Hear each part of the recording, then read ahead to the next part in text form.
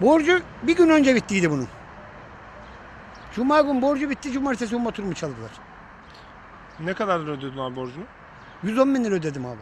Ben 3 tekerleğiyle ekmeğimi kazanan bir şeydim. Ekmek teknem benim. Akşamdan geldim ben buraya bağladım.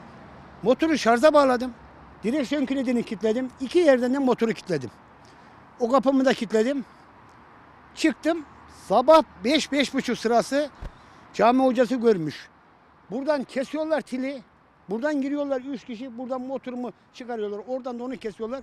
Tekrar oradan giderken caminin kamerasında 3 kişiyi görüyor. Kamera görüyor. Fakat yüz kısımları görükmüyor. Benim sadece motorum bulunsun kardeşim. Ya bir haftadır bulunan motor şimdi bulunacak kardeşim. O gün o meselelere bakılsaydı o motor bulunurdu. 3 tane motor var şimdi göstereyim. Üçünde de bir şey yok. Dışarıda boşta. Bağlı falan da değil. Özellikle benim motor gidiyor. Sigortam yok. 8 çocuk var. Hanımlardan ayrıyım. Yalnız yaşıyorum ben. Kendim şöyle bağlayıverdim bak.